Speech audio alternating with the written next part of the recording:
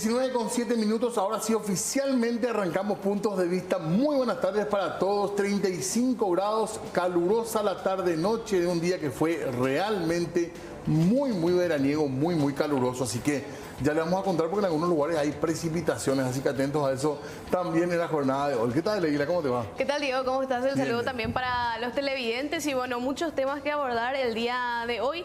Parece que se está descomponiendo también el tiempo, estaban comentando en la zona del sur del país. Exactamente, precipitaciones, había alerta también para algunas zonas, Concepción, Amambay, así que vamos a estar mirando un poco el cielo también. Acá en Asunción le contamos al resto del país, tiempo que no tiene pinta, incluso nada Pero de ni siquiera tormenta, está nada. nublado, no, ni siquiera está nublado. Al contrario, mira lo que es la cantidad de gente, el movimiento que hay en la costanera ahora, es ahora un poco caluroso para el ejercicio ahora, ¿verdad? Pero hay mucha gente que Sí, hay mucha gente. igual, yo no sé cómo hace esa gente, sobre todo los que se van a las 10 de la mañana y eso, ¿verdad? Está ahí medio fuerte, pero mira que ahí a lo lejos se está preparando, ¿eh? Se está preparando. Gina, desde Encarnación. Parece que sí. A ver si pasa ya y viene para acá. A ver qué ocurre con el clima en las próximas horas. Estamos muy pendientes de eso nosotros. Por supuesto que también de toda la información, ya estábamos hablando hace unos días de lo que es la plaza que hay que llenar en la Corte Suprema de Justicia cuando en marzo Antonio Fretes cumpla 75 años y tenga que dejar el máximo tribunal del país. Y en ese sentido hay que recordar que ya está la convocatoria. Continúan las inscripciones para ocupar el cargo que dejará Antonio Fretes en la Corte Suprema de Justicia una vez que se jubile. El doctor Juan Carlos Paredes Bordón, 63 años, inscribió su candidatura para concursar por la terna para el cargo de ministro de la Corte Suprema de Justicia. Así que tenemos otra persona inscrita. Recordemos que este señor, Juan Carlos Paredes Bordón, actualmente es miembro del Tribunal de Apelación Civil y Comercial de la Segunda Sala de la capital.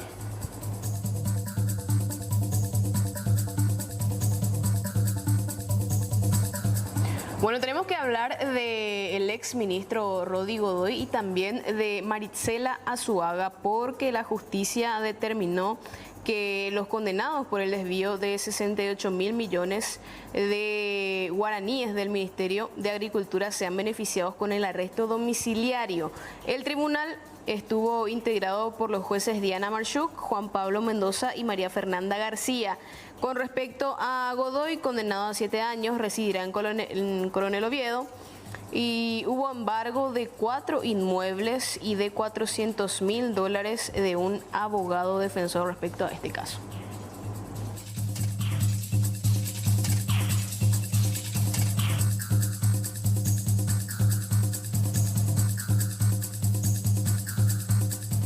(19:10) y el dólar que continúa en su escalada, 7.400 guaraníes. Actualmente la moneda norteamericana se ubica ya por encima de esa marca, 7.430 guaraníes por cada dólar en el mercado minorista, siendo este valor el más alto alcanzado por la divisa en los últimos 12 meses. La Reserva Federal de Estados Unidos estima una menor presión sobre el movimiento cambiario. En esa línea, los economistas explican que el incremento se debe a la mayor salida de divisas del país frente a una exportación menor.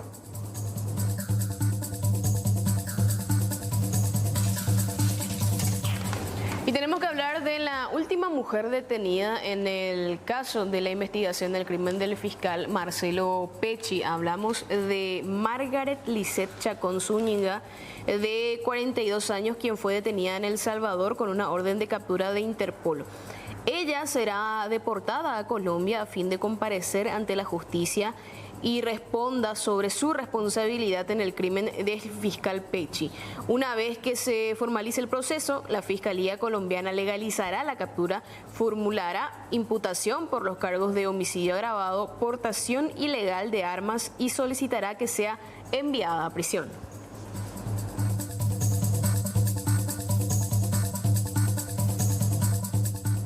Y hablamos ahora del caso de Dayana Espinosa, una persona que estaba desaparecida, que sigue siendo buscada y donde hay una persona también que la Fiscalía tiene como sospechosa.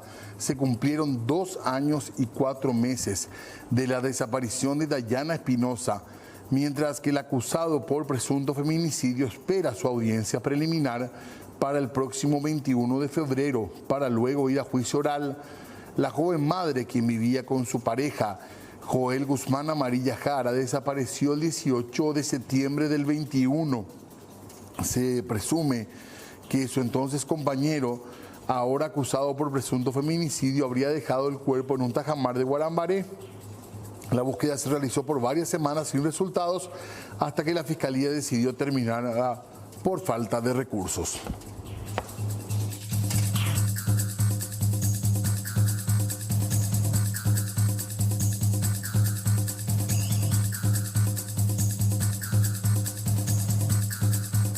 Y lamentablemente tenemos que seguir hablando de los casos de chikungunya en nuestra población y nos referimos específicamente a que el Laboratorio Central duplicó en las últimas 2 semanas la cantidad de muestras recibidas que son sometidas a las pruebas de dengue, zika y chikungunya.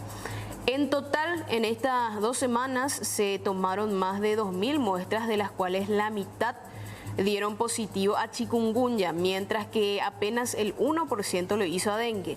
Respecto al preocupante caso, la doctora Carolina Aquino, directora del Laboratorio Central del Ministerio de Salud, explica que la mortalidad del chikungunya es menor que la del dengue, el cual tiende a complicarse más. Sin embargo, la chikungunya muestra secuelas más persistentes, principalmente en personas con algún antecedente de enfermedades inmunológicas. 19:13, cambiamos de tema para hablar de también una investigación fiscal que tiene que ver con un caso muy sonado de una bebé que fue robada del Hospital San Pablo. Ratificaron prisión para mujer que robó una bebé. La pareja Miriam Fabiola Díaz de Ocampos y su esposo Luis Ramón Dava, los procesados por el robo de una bebé recién nacida en el materno infantil de San Pablo, van a continuar privados de su libertad. La resolución firmada por los magistrados Delio Vera Navarra, Viviana Benítez y José Agustín Fernández ratifica la decisión adoptada el 5 de enero pasado por el juez penal de garantías de turno, Mirko Balinotti. El caso ocurrió el viernes 30 de diciembre y la pequeña fue recuperada en Caacupé días después.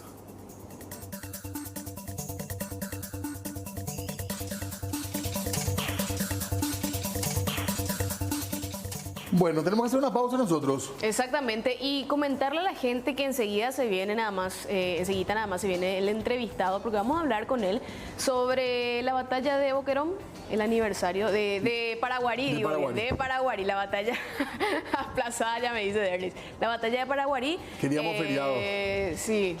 Pero yo creo que podemos trabajar eso más adelante, ¿verdad? Así que, y la gente nos puede escribir también, ahí está el número de teléfono, el WhatsApp, el 0985-625-000, para que puedan comunicarse también con nosotros y de repente alguna curiosidad que tengan le trasladamos también al entrevistado. Tema que siempre apasiona a nuestro país, temas históricos, temas de batalla, así que todo eso en un segundo después de lo breve corte que hacemos ahora.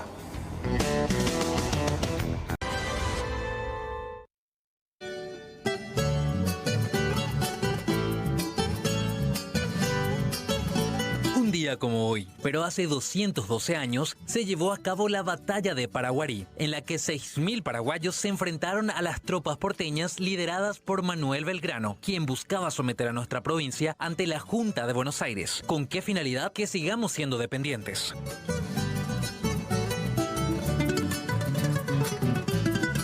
Recordemos que, como lo introdujimos al inicio, ocurrió el 19 de enero de 1811. Este año te suena, ¿verdad? Claro, estamos en el mismo año de la noche y madrugada del 14 y 15 de mayo, los orígenes de nuestra independencia que apenas iba tomando forma y ya nos la querían arrebatar, por decirlo de alguna manera.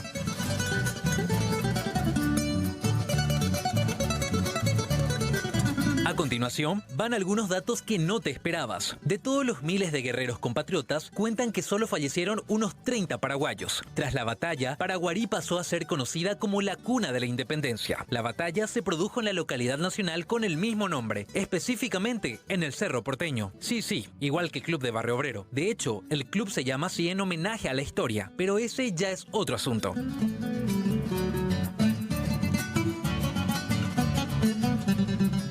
Esta tarde nos acompaña un experto en nuestra historia y queremos que vos formes parte del programa. Escribinos a nuestro WhatsApp 0985-625-000. Te leemos atentamente.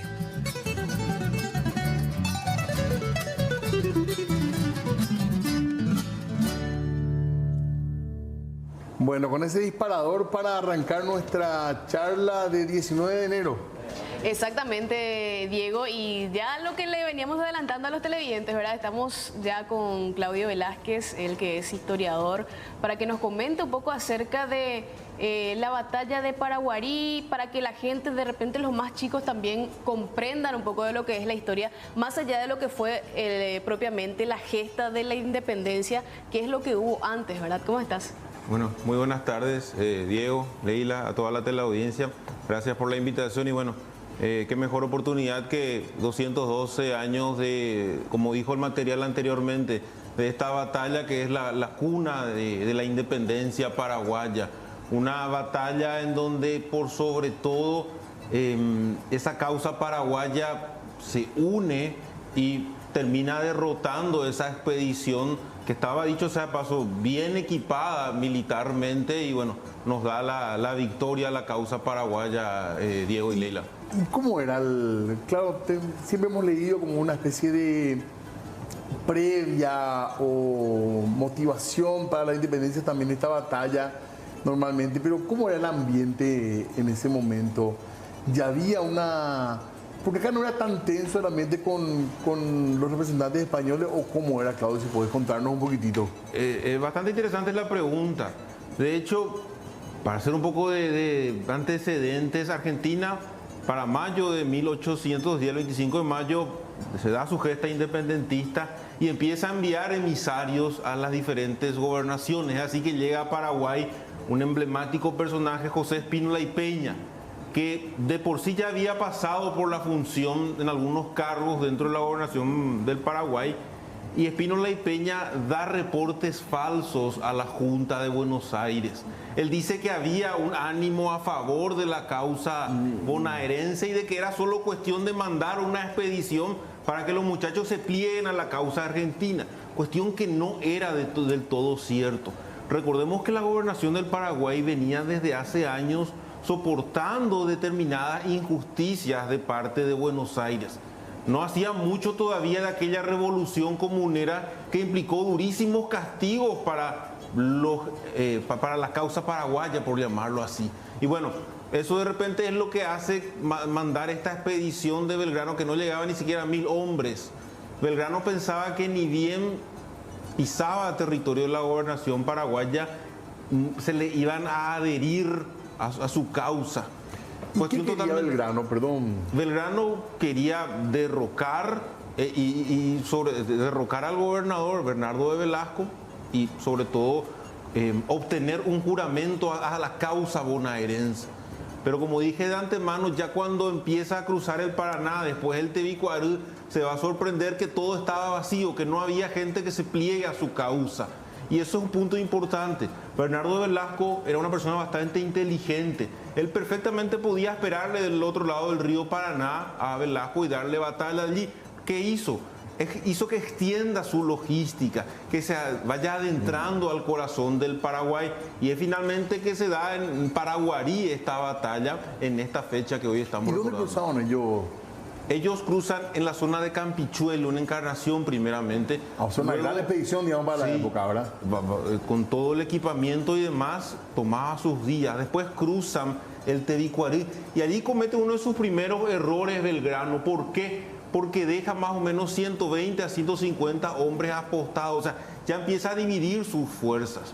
Y una de las principales concepciones militares es que esa división de fuerzas puede ser un craso error que le costó caro a Belgrano, llega a Paraguarí y comete otro error. Él es el que ataca, siendo que tenía unos efectivos menores. Los paraguayos llegaban más o menos a 4.000 a 5.000 hombres. Y en esa diferencia numérica es donde Belgrano comete otro error que le va a costar muy caro. Y si bien es cierto, al inicio de la batalla hay una victoria a la causa argentina, es allí donde Velasco se huye para la capital.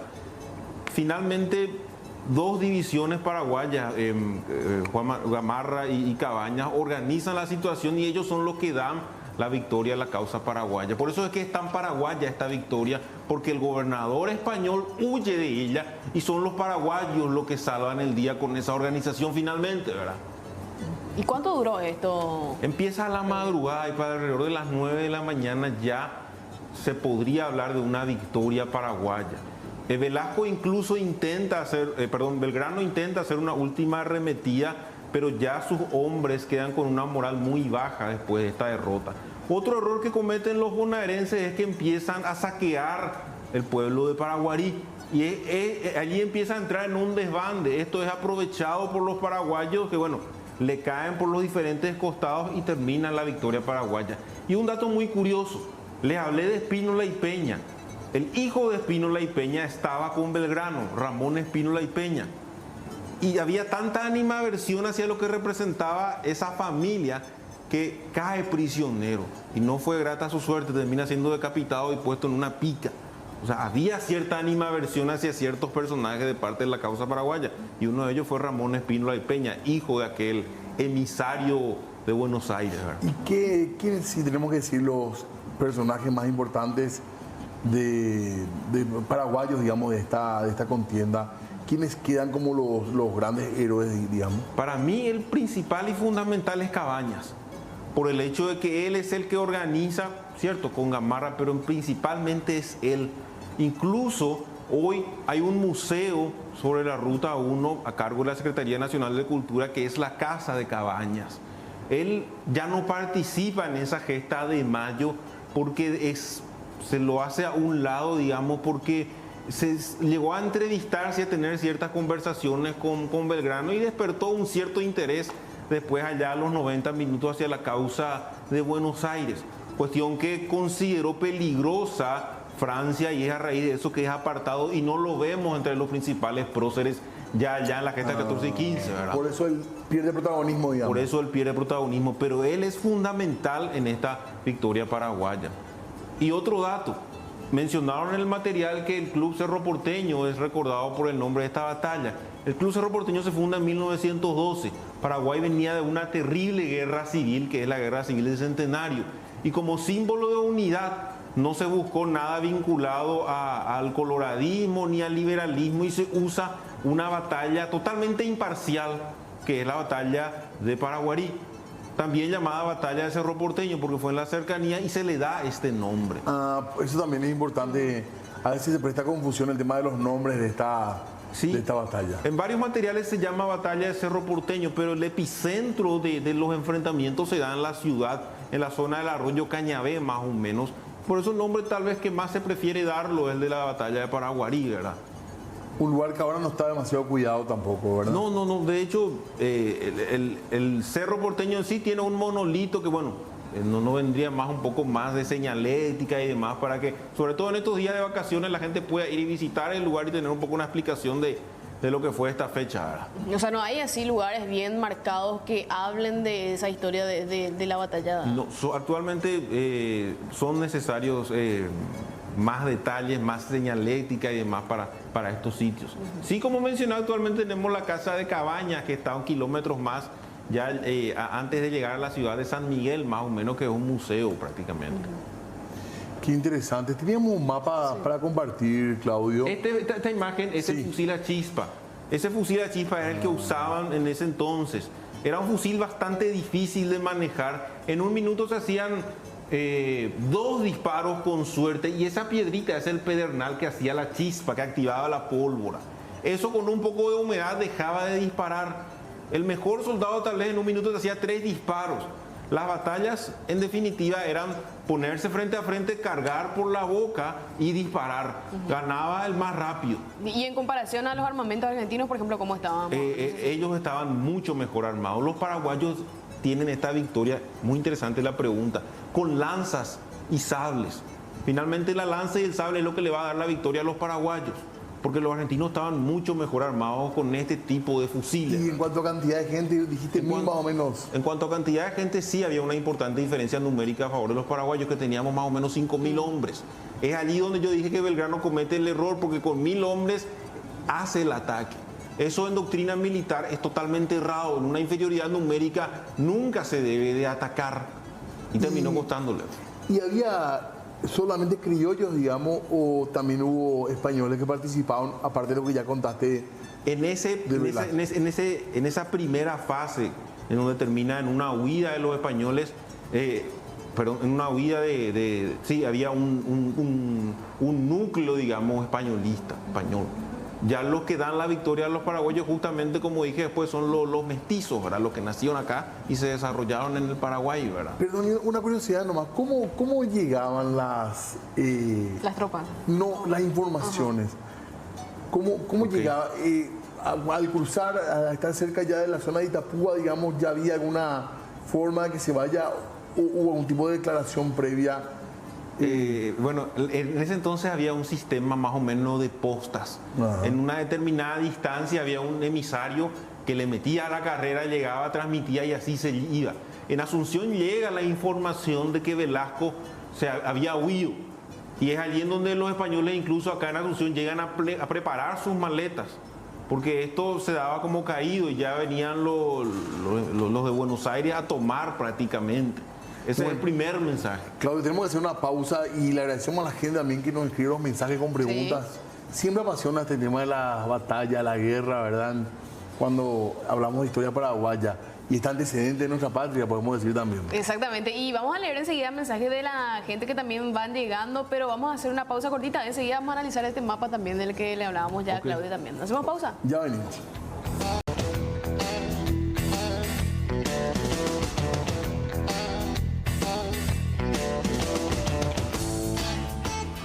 Bueno, estaban dando ya acá algunas ideas para ir hacia la zona de Paraguarí, pero me quedamos nomás ahí.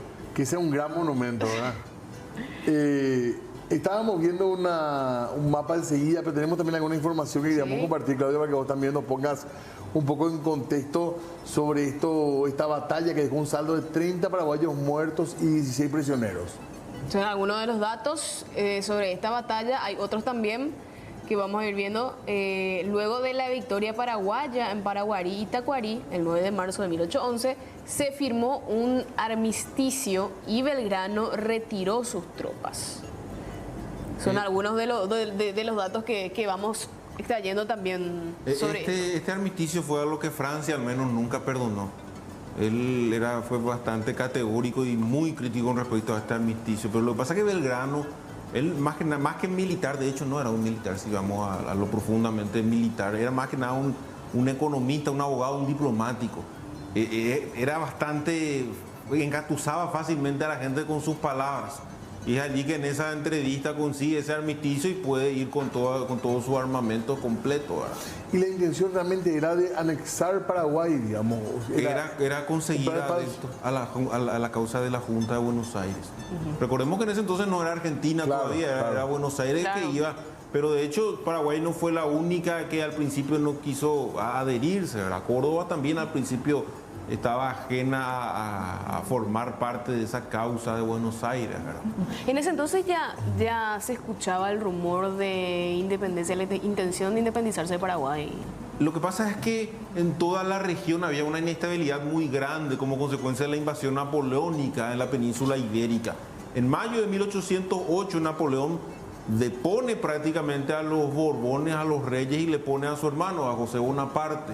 Y eso ya trae una serie de inestabilidades, las invasiones inglesas en Buenos Aires y demás. Y ya había un sentimiento ya de independentista gradualmente que se manifestaba. Pero ojo, no era algo contundente que del día para la noche los muchachos agarraban y te manifestaban. incluso en Buenos Aires, y se dio también en el Paraguay, que cuando se independizan en paralelo se jura lealtad a Fernando VII. Eso era un poco... Por la cuestión que pasaba en España. Claro, como para no chocar tampoco tanto con los españoles, porque había muchísimos españoles en Asunción y ni qué decir en Buenos Aires. Y como para poner una relación amigable, digamos, con ellos se juraba una cierta lealtad. Y es cierto eso que, o sea, que esto fue como un empujón de decir, bueno, acá nosotros los paraguayos tenemos que cuidar esto, acá no van a ser los españoles, vamos a independizarnos y vamos a defender nosotros nuestra tierra. ¿Queda eso realmente, Claudio, te parece? Bueno, lo que pasa es que la independencia paraguaya es un proceso gradual, no fue del todo contundente. Hay muchísimas opiniones en ese entonces. Algunos hablan de que la independencia contundente se da en 1813, otros te dicen en la década de 1840, incluso algunos te dicen después de la guerra de la Triple Alianza. Es un tema muy interesante que da para debatir muchísimo. Pero se considera en general si un antecedente... Sí, el primer antecedente del 14 y 15 de mayo, la más importante es que esta independentista. ¿Verdad? No olvidemos que incluso Albino Ferrer quiso llevar 2 años después el centenario de la fecha independentista, ¿verdad? Y quiso llevarlo a 1913. Y este es el comienzo de una serie de hostilidades que se dan con Argentina también, ¿verdad? Sí, totalmente. Incluso después viene el dictador Juan Manuel Rosas, que siguió pretendiendo anexar al Paraguay. Hay algunos informes que incluso después de la guerra de la Triple Alianza, Brasil era el que más temor tenía eso de una anexión argentina del Paraguay. Hay reportes diplomáticos de esta preocupación, ¿verdad? Algunos dicen que no se llegaba a ese punto, sobre todo después de la guerra de la Triple Alianza, pero sí hay varios informes y misivas donde se menciona la pretensión de Buenos Aires, después Argentina, de anexionar al Paraguay. Cerro Mbaé es el nombre original del lugar. Exactamente, que después se denominó por esta batalla Cerro Porteño. Acá acampa el ejército argentino en el cerro, el ejército de Buenos Aires.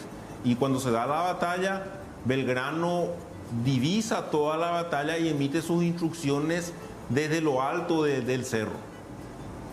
¿Y en Asunción cómo era el movimiento en ese entonces? Bueno, había muchísima incertidumbre e inseguridad, ¿verdad? Es tal el punto que, como mencioné, cuando se toma noticia de la huida de Belgrano, se pensó que la batalla estaba perdida y que ya estaban en camino a Asunción. Ahí en donde los españoles, bueno, empiezan a juntar y a preparar sus cosas. Porque esa era la intención, llegar a la capital. Claro, esa era la intención. Con esa misión venía la de deponer al gobernador Bernardo de Velasco. Y en ese momento Paraguay había sufrido como provincia de decisiones. Ya no, ¿qué tan grande era Paraguay geográficamente en ese momento? Claro? Bueno, hay que entender que estaba en aquel entonces la provincia de Misiones, cuyo gobernador también era Bernardo de Velasco. Y se habla de que los límites del Paraguay más o menos, incluso recién se podía decir que se estaba en la gobernación del Paraguay al cruzar el Tebicuarí. O sea, esto en mapas varía muchísimo y hay que explicarlo con mucho detalle, ¿verdad? Pero Velasco era el gobernador de la provincia del Paraguay y de las Misiones también, ¿verdad? O sea, era difícil hallar una frontera así clara. Claro, digamos. exactamente, ese punto es importante. Contundentemente pisa suelo de la gobernación del Paraguay cuando cruza el Tebicuarí, ¿verdad? Pero ya en los libros hablamos de que cuando cruza el Paraná ya pisa el suelo hoy paraguayo, ¿verdad? Qué interesante. Teníamos un mapa para compartir, no sé si con los compañeros podemos ver de vuelta eso, perdón, para que nos ponga un poco en contexto también, Claudio, el mapa que estábamos compartiendo. Este mapa es sobre la batalla, ¿verdad? Sí. En sí nos muestra cómo había 3 columnas argentinas, las que tienen un color más oscuro, con las columnas paraguayas, las que tienen un color blanco.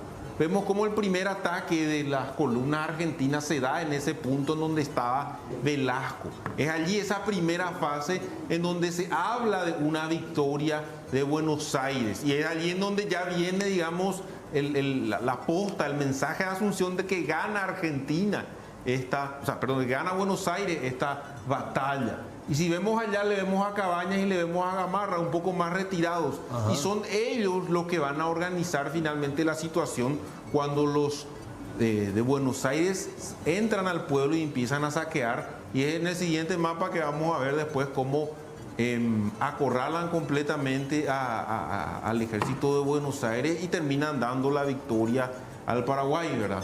Ya ahí en estas flechas más o menos nos indican el movimiento que toman las fuerzas paraguayas para darle la victoria a la causa paraguaya. Belgrano estaba un poco más atrás, observando toda la batalla y dando instrucciones, ¿verdad? Incluso, como se dice, hubo un intento después de contraatacar y frenar este avance paraguayo. No hay que recordar que, o sea, no hay que olvidar que después tenemos la batalla de Tacuarí, donde nuevamente ganan los paraguayos y ya es derrotada completamente esta expedición y se da ese armisticio que mencionó Leila hace rato, ¿verdad? Qué interesante. Y bueno, estamos hablando de enero y después poco tiempo después de nuestra independencia. Sí. Así que nos imaginamos el clima que se habrá 4 vivido meses después también. prácticamente. En Asunción, ¿cómo habrá sido el clima de la noticia de la victoria? Totalmente, ¿verdad? Y hay que mencionar también que hubo varios factores como los rumores de una supuesta anexión de Portugal de la provincia, ¿verdad? De una fuerza expedicionaria portuguesa que venía a Asunción y que iba a tomar el control prácticamente de esta provincia, dada la inestabilidad en sí que reinaba en todo el reinado dependiente de España, ¿verdad? Acá empiezan a acontecer una serie de factores que van a finalmente explotar en la gesta del 14 y 15 de mayo, ¿verdad? Por eso es que es tan importante esta batalla y, como se dijo hace rato, es la cuna de la independencia paraguaya. Qué bueno que podamos reivindicar entonces una fecha así, charlarlo con la audiencia, aprender nosotros, también Claudio, con tus conocimientos y recordar de esta manera. ¿Por qué no? A lo mejor deberíamos insistir un poco en el calendario, también se fije un poco más esta fecha como algo más importante, digamos, en lo que es el calendario de cada año, ¿verdad? Sí, totalmente. De hecho, ojalá todas las veces las podamos recordar como aquella vez que fue el bicentenario, claro, que de repente, ¿verdad? Pues ya hace bastante tiempo de eso, pero bueno, muchísimas gracias por recordar esta fecha. Claudio, gracias. ¿Y tenemos cuándo? ¿Tenemos mayo de vuelta a fecha En mayo, histórica? sí, 4 meses, un poquito. O sea, otra cosa nos avisa, Claudio, alguna efeméride importante. Sí, ¿verdad? Sí, 1 de marzo, por ejemplo. Está bien. Para seguir charlando. Gracias, Claudio. Muchísimas gracias, Diego, Leila y a toda la teleaudiencia. Bueno, sentimos que además de informar se aprendió hoy, ¿verdad? Sí, realmente, totalmente. Refrescamos un poco también la memoria de aquellos libros que leíamos anteriormente. Hacemos pausa un ratito y ya venimos.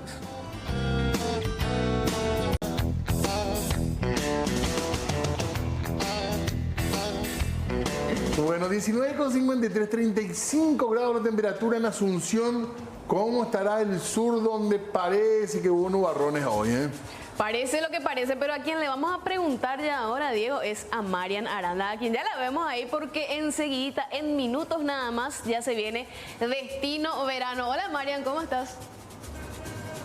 Hola chicos, ¿cómo están? Buenas noches. Bueno, nosotros estamos felices realmente porque hoy tenemos un programón nuevamente. Ya desde el lunes arrancamos con todo Destino Verano Encarnación 2023 y hoy nuevamente prometemos mucha diversión, música, entrevistados. Así que tienen que prenderse por las pantallas de C9N y Sur TV. Vamos a estar mostrándoles muchas opciones también. Y el tema del tiempo, digamos que no nos hizo una mala pasada porque nos permite también mostrarles lugares muy lindos que tiene Encarnación para disfrutar en familia, con los amigos. Y justamente hoy estamos en Green Park, que es un lugar muy pero muy lindo. Y ya cuando estén mirando el programa van a poder ir viendo otros lugares también de este hermoso espacio para disfrutar, compartir un rato, como les había mencionado. Estamos preparando todo, ultimando los detalles para arrancar puntualmente a las 20 horas. Y como les digo, diversión asegurada. Ayer no se imaginan la cantidad de gente nuevamente que se acercó junto a nosotros hasta la pérgola de la playa San José para disfrutar,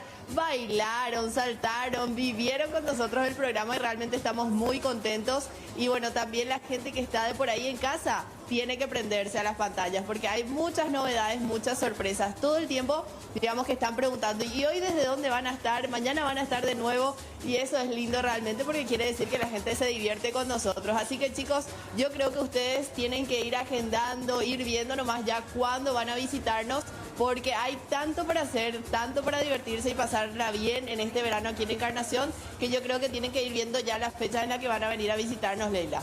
Exactamente, vos sabés que ya estoy en una fuerte conversación con Juan Carlos Otero, dijo que sí, ya da el ok para que nos vayamos a Encarnación, no sé si lo demás, pero yo sí. Así que vamos a tratar de practicar un poco ahí los pasitos. Solucionado. Claro que sí, vamos a practicar los pasitos, vamos a hacer un poco de playa. También, generalmente la gente pregunta, bueno, ¿qué más hay aparte de la playa, verdad? Porque la playa es lo que, digamos, identifica más a la ciudad de Encarnación. Tenemos 3 playas hermosas, la playa San José, que es una de las más conocidas, también está la de Boicaé y la del barrio Pacucuá, pero hay tantas otras cosas para hacer que ahí, justamente de la playa Pasitos, tenemos el Museo Memoria Viva, que es un lugar en donde vamos a encontrar muchísima historia de la ciudad de Encarnación. Tanto cambió la ciudad de Encarnación que inclusive gente que después de mucho tiempo vuelve a la ciudad queda sorprendida por los cambios que tuvo la ciudad para bien, ¿verdad? Así que hay tanto para hacer. También, por supuesto, los que tienen chiquititos, hay parques muy lindos para que ellos puedan divertirse, puedan disfrutar. A minutos nada más del centro de Encarnación tenemos a los distritos de las Colonias Unidas, podemos ir a Trinidad, a Carmen del Paraná, Nueva Alborada, que ofrece muchísimo lo que refiere a ecoaventura, ecoturismo y tantas opciones más para disfrutar. Así que la invitación está hecha. Acá nosotros estamos listos. A las 20 horas empezamos a mostrarles todo lo que tenemos hoy, así que acompáñennos, que vamos a estar muy contentos por eso. Imperdible realmente todo lo que nos ofrecen ya con destino verano, así que nosotros ya atentos para continuar con la programación de C9N, disfrutando también el verano y disfrutando, ¿por qué no?, un día nubladito en la Encarnación con actividades nocturnas también muy interesantes. Exactamente, ya te despedimos, Marian, muchas gracias, pero por un ratito nada más, porque enseguida ya se viene Destino Verano por C9N. Así mismo, así que nosotros les contamos brevemente a esto que tiene que ver con los jubilados, el cobro de los jubilados y además un pequeño incremento en lo que van a cobrar, a percibir.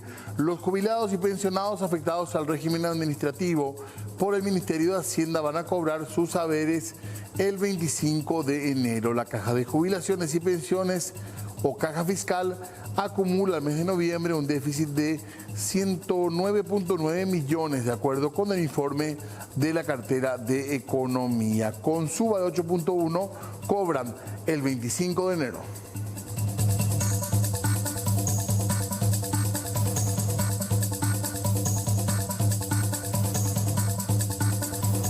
Bueno, y recordarán también la denuncia que enfrenta el director del mercado número 4, Juan Villalba, porque en compañía de sus abogados ya anunció que mañana a las 11 se va a presentar ante el Ministerio Público para responder ante esta denuncia realizada de parte de la Subsecretaría de Tributación tras los incidentes que se registraron entre funcionarios de la SED y de la municipalidad durante las compras por Reyes Magos. La denuncia formal fue presentada en lo penal contra el director y hablamos de obstrucción al control de la SED a los feriantes de juguetes ubicados en la zona de Eusebio Ayala el pasado 5 de enero.